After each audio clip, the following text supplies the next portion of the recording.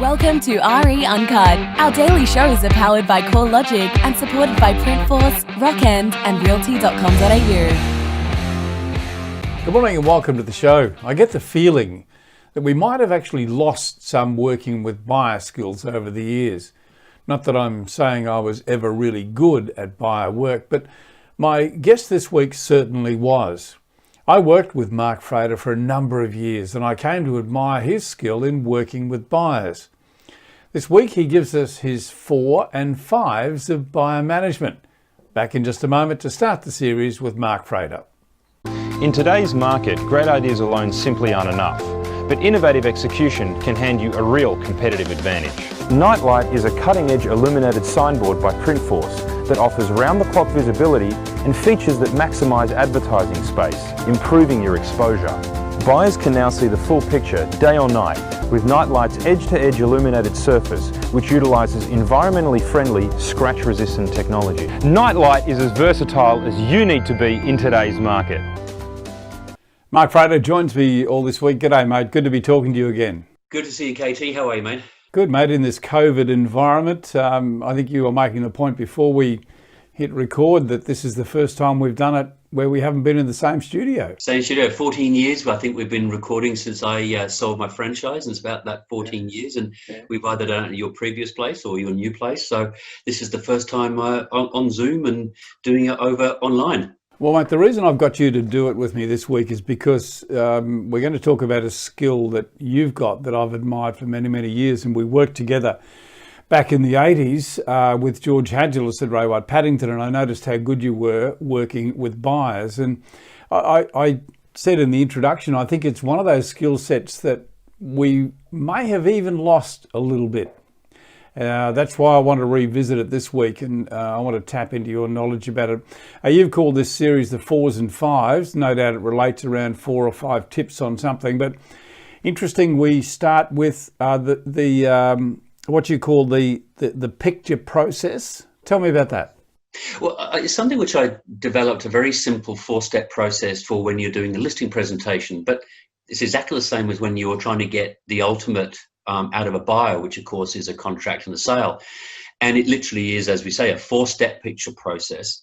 And I talk about how salespeople need to spend more time at the beginning because it will mean less time at the end.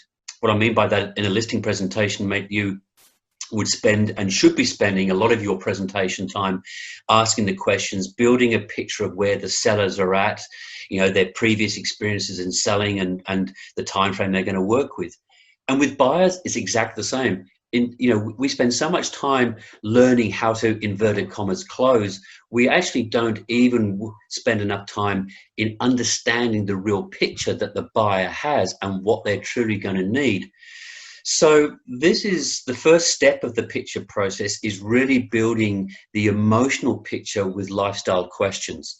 And every question you ask and every answer you get literally fills a piece of that puzzle, so that when it comes time to showing the property, but more importantly, when you're looking to get that answer about, yes, this is the house we want to buy, it's a fairly simple close. It's not this big 100 and different ways to close. It just moves into that, we would like to buy this, or okay, the next step is to go back and put something on paper and take it to the owners. And it's all because of the time you spent at the beginning asking really specific lifestyle questions. Yeah, one of the notes you gave me about this point was that you made the point that the more time you spend at the start, less time you're going to have to spend at the end, and probably it makes that the closing or the final sale so much easier because you do understand them a lot better.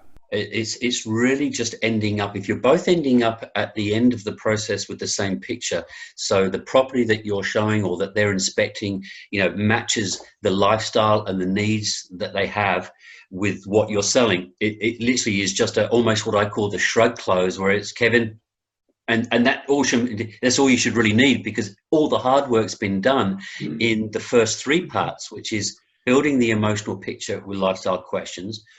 When you get to that point where they're showing interest, and of course they then want to go back and, inverted commas, think about it, that you're causing a problem with them taking that time to think about it, obviously offering the emotional connection to saying this is the property, it suits your lifestyle, it suits your need, you're getting that feeling, so you've got that emotional connection. Why do you want to take the risk of settling for second best, and then obviously moving forward into the actual offering and negotiating? Yeah, because you've earned the right to say that or ask those questions because you spent that time getting to know them, and you talk there about the emotional connection. You're so much more able to do that because you've got a better understanding about what they want. Even things like, well, this is what you told me you wanted. What is it that that you are concerned about? What's holding you back? You've got the right to ask those questions. A lot of the times when it comes into that question of, what are you concerned about? Why do you need to go and think about it? They actually question themselves. It's a massive decision that people are going to make, especially those first-time buyers. It's a massive decision, and they'll only make it on average half a dozen times in their life. So if it's the first time that they're going to commit to a 25-year mortgage and the biggest debt they're going to take on, they need someone to help them make that decision. Now, you can't help them make that if you don't understand their lifestyle, what's important, the type of entertaining, the type of living they're going to do now and in the future.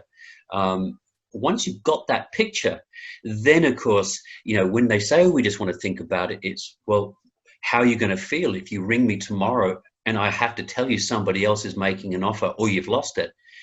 And all of a sudden they start to sort of get a little bit confused by the control they were going to have. The easy solution is don't take that chance. Let's move forward. Let's make an offer. Let's get things going.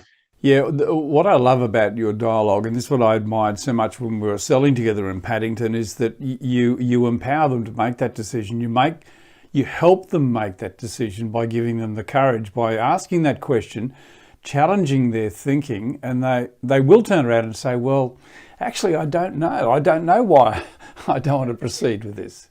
It's just what we think we have to do. Well, yeah, that's right. Or we were told to don't rush into making a decision. You give them that confidence. Hey, mate, we'll leave it there for today. Thank you so much. I'm going to come back tomorrow. Interesting topic that Mark's going to give us tomorrow, once again dealing with buyers. But this is called the don'ts that agents do. No wonder buyers get really irritated by real estate agents. Mark Frater back with me tomorrow. Thanks, Mark. Talk to you then. Thanks, mate. The Daily RE Uncut show is powered by CoreLogic and supported by Printforce, Rockend and Realty.com.au. Realty.com.au is where you will see all our shows. Real Estate Talk, The Property Show, Auction Update, and of course RE Uncut. We are the home of property.